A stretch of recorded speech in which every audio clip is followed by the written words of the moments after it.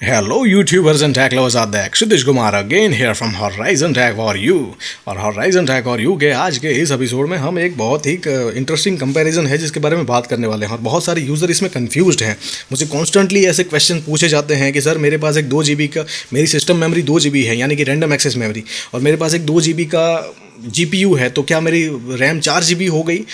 ऐसा नहीं है, आपको समझना पड़ेगा। इसीलिए मैं कहीं ना कहीं ये वीडियो बनाया और कंपैरिजन कर रहा हूँ एक main memory versus V memory. ठीक है, सिस्टम की जो मेमोरी होती है, primary memory, random access memory जो सीपीयू के साथ लगती है, और वी रैम। अगर आपने हमारा पिछला वीडियो नहीं देखा है जिसमें मैंने वी रैम समझाया था, तो आपको देखना पड़ेगा, उसका काम क्या है समझना पड़ेगा। और रैम वाला वीडियो भी अगर नहीं पता है तो वो भी देख लीजिए, ताकि ये सारी चीज़ें क्लियर हो जाए। और इन दोनों का आज हम कंपेरिजन करेंगे तो और भी क्लियर होगी। इन दोनों की बीच में जो एक्चुअल में मेन डिफरेंस है वो आपको पता चलेगा।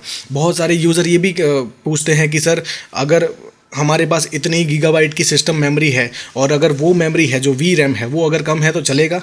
नहीं चलेगा। मैंने अपने पिछले वीडियो में ही कह दिया है, लेकिन यहाँ पे और भी चीज़ें क्लियर होगी। तो आज मैं बात करूँगा कि random access memory, main memory, system memory, primary memory, बहुत सारे नाम है इसके भी, इसके अगेंस्ट जो वी रैम है, वीडियो मेमोरी, इनके बीच में क्या डिफरेंस है। और कहीं ना कहीं यूज़र इन दोनों को कंपेयर करता है और मिक्स एंड मैच करने की कोशिश करता है। बहुत सारा मिसकंसेप्शन है यहाँ पे जो क्लियर करना ज़रूरी है, और इसीलिए कहीं ना कहीं मैंने ये वीडियो बनाया है। ठीक है, तो जो हमारी प्राइमरी मेमोरी है, रैंडम एक्सेस मेमोरी, वो होती है कम्प्लीटली हमारे सीपीयू के लिए।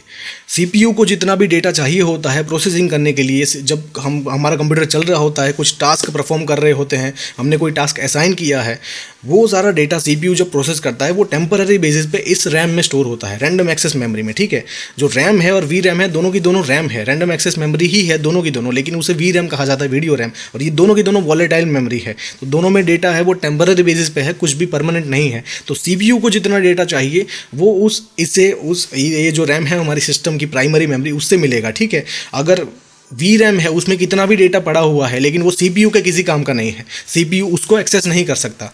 ठीक है, ये आपको समझना पड़ेगा। तो रैम है वो हमारी सीपीयू के लिए है, उसके अगेंस्ट जो वी रैम है वो जीपीयू के लिए है। अब ये भी आपको समझना पड़ेगा, जीपीयू को जितना डेटा चाहिए होता है प्रोसेसिंग करने के लिए, वो सारा का सारा डेटा टेम्पररी बेसिस पे इस वी रैम में रखा जाता है। तो अगर हमारी जो रैंडम एक्सेस मेमोरी है उसमें अगर कोई डेटा पड़ा हुआ है तो वो इस जीपीयू के किसी काम का नहीं है। जीपीयू डायरेक्टली इस रैंडम एक्सेस मेमोरी को एक्सेस नहीं कर सकता, वो सीपीयू ही कर सकता है।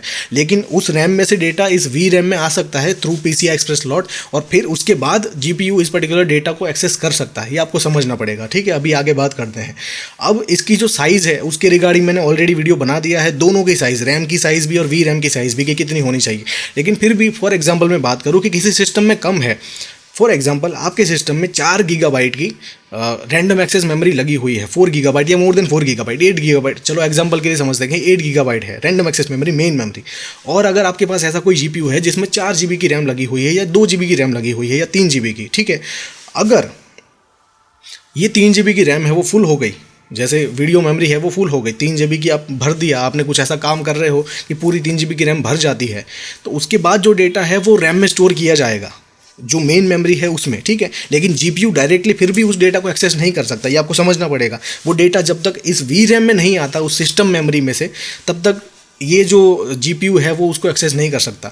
तो जीपीयू की मेमोरी फुल हो जाने के बाद, यानी कि वीडियो रैम फुल हो जाने के बाद, डेटा वहाँ पे स्टोर किया जा सकता है और होता है। लेकिन ऐसा कभी नहीं होगा इसका रिवर्स की सिस्टम रैम फुल हो गई। जैसे ऐसा एग्जांपल लो कि 2 या 4 GB की सिस्टम रैम है और वीडियो रैम ज़्यादा है, तो अगर आपकी वो जो 4 GB की रैम है वो भर गई, तो उसके बाद डेटा इस वीडियो मेमोरी में स्टोर कभी नहीं होगा। ये आपको समझना पड़ेगा, और ये क्लैरिफिकेशन करने के लिए ही मैंने ये वीडियो बनाया है।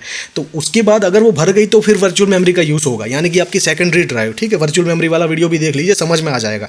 तो अगर ये जो मेमोरी है वी रैम वो अगर भर जाती है तो डेटा उस मेन मेमोरी में स्टोर किया जा सकता है, लेकिन मेन मेमोरी अगर भर जाती है तो उसका डेटा कभी भी इस वी रैम में स्टोर नहीं किया जा सकता। भले वी रैम खाली हो तब भी इसमें कभी भी डेटा नहीं आएगा। ठीक है, ये खाली ही रहेगी।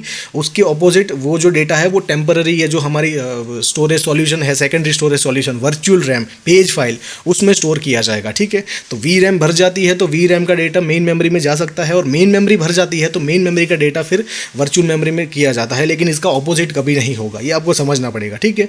तो दोनों अलग अलग है, इसको मिक्स एंड मैच मत कीजिए। इसकी फ्रीक्वेंसी को भी बहुत सारे यूज़र ये गड़बड़ियाँ करते हैं, जैसे रैम की फ्रीक्वेंसी और इसकी फ्रीक्वेंसी को कंपेयर करते हैं, या कि इन दोनों की जनरेशन को कंपेयर करते हैं। अगर आप कुछ जीपीयूज़ में देखोगे तो उसकी जनरेशन DDR3 लिखा होता है, उस पर्टिकुलर मेमोरी की जनरेशन, और आजकल के जीपीयू देखोगे तो GDDR5 लिखा होगा। तो यहाँ पे भी कंफ्यूज हो जाते हैं कि सर हमारे सिस्टम में तो DDR3 मेमोरी है या DDR4 है और यहाँ पे GDDR5 है, तो इन दोनों में क्या डिफरेंस है? ये दोनों अलग अलग है।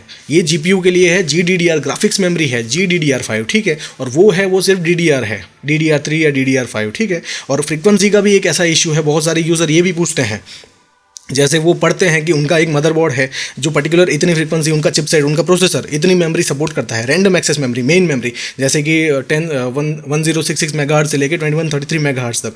और उसके बाद एक जीपीयू नया लेने की सोचते हैं जहाँ पे वो मेमोरी की क्लॉक को पढ़ लेते हैं, और वहाँ पे मेमोरी की क्लॉक ज़्यादा होती है, बियॉन्ड 2133 मेगाहर्ट्ज़ यानी कि गीगाहर्ट्ज़ में होती है।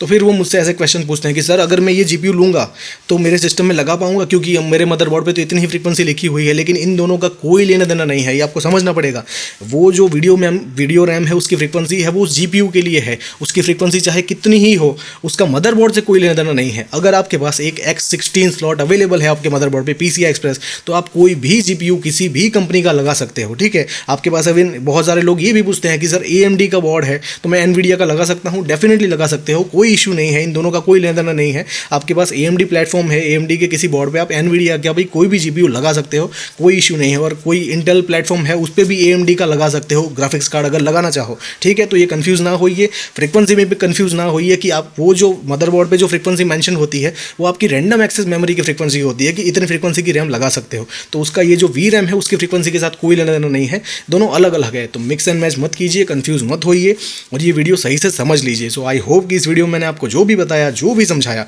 सब कुछ सही से समझ में आ गया होगा। लेकिन फिर भी कुछ इश्यू है, कुछ भी कंफ्यूजन है, अभी भी कुछ नहीं समझ में आया है, तो मुझे पूछिए, मुझे बताइए, I will definitely answer you and I will definitely see you guys later in my next video. So till then, take care guys, learn more and spread the knowledge. Thank you so much.